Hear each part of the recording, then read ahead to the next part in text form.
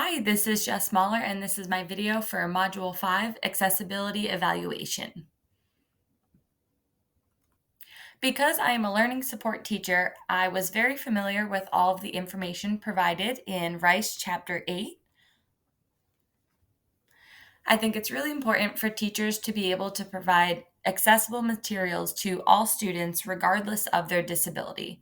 I'll be honest, I thought this was going to be more geared towards like blind or visually impaired.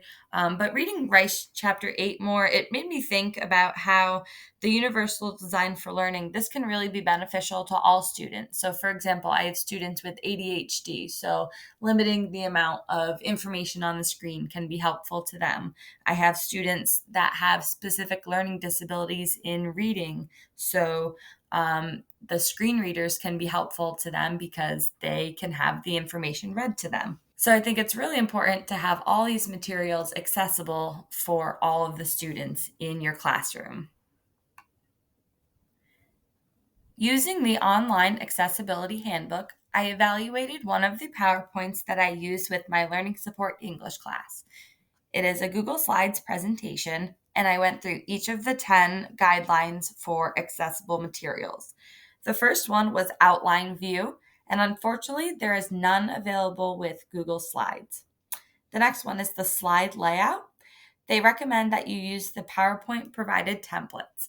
Now, this one that I have on the screen here, it looks really nice. However, it is not one of the provided templates, so unfortunately, this would not be very accessible for students. I also use different text box. They recommend not to use any blank slides because it is not accessible for a text reader. So my text box would not really be accessible. The third thing is reading order. So the screen reader follows the tab order on your computer. So I'll click ahead here. So this slide, I went through and I created the reading order and I checked it using the tab button. So the way a screen reader would go through it is they would read complete sentences first and then subject, noun, predicate, verb. I also created alternative text for this image. So it says image of thumbs up and the word sentence.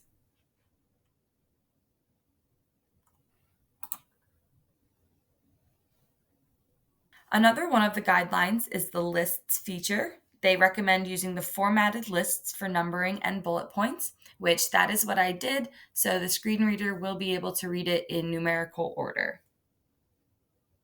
This slide also has high color contrast, which is another recommendation in order for it to be more accessible.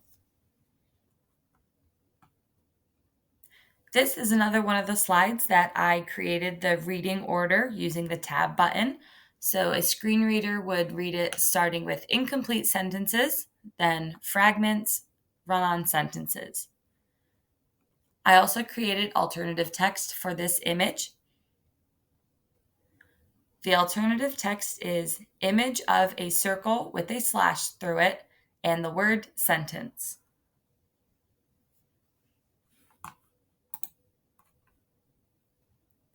So this was my original slide for incomplete sentences, and it has a lot going on and two different columns in it. So this would not be very accessible for a screen reader. So instead, what I did is I separated it into two separate slides.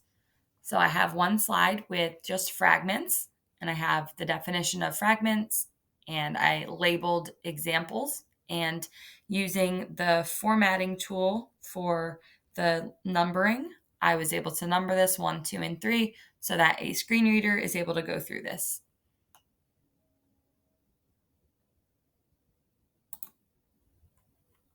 I then created a separate slide for run-on sentences. I have the definition, I have the label examples, and then I have the formatting, numbering 1, 2, and 3. So overall, I think I was able to make this a lot more accessible by following the online accessibility handbook guidelines. I was able to go through and check the reading order by using the tab button. I created alternative text for images. I used the formatted numbering, and I used high contrast colors. So these things make this Google Slides presentation more accessible. There are still some improvements that I can make, but I think compared to what it is a lot better.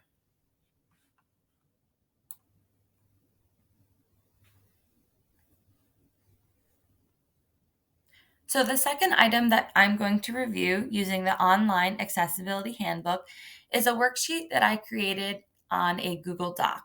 Now, these questions were comprehension questions taken directly from the student's English textbook. It was after reading the story Perseus.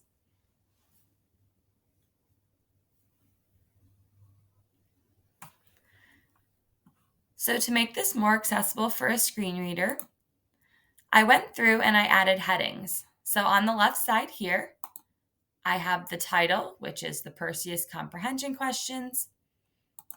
Heading number 1 is the first question. Heading number 2 is number 2A. Following that, I have a subheading for letters B and C. Going back to heading number 2, I have the question 3 and A, and then following subheadings. So a screen reader will be able to follow this outline and navigate the document easily. For the questions, I used the formatted list for numbering.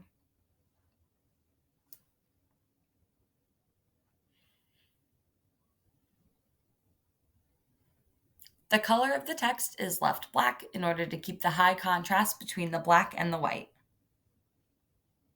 So overall, I think I made this assignment more accessible for students, especially those using a screen reader. They're able to use the outline to navigate through the document. They can also follow the formatting list using the provided numbering. So overall, I think module number 5 was pretty eye-opening because I didn't realize how inaccessible my materials were. I just kind of assumed that since they were online, they would be easily transferred to a screen reader. However, that is not the case, and I actually have to go through some steps in order to make that easily accessible for students who need it. So going forward, I'm definitely going to be more mindful of the materials I create, and I will be using those guidelines to make sure my materials are able to be accessed by all students.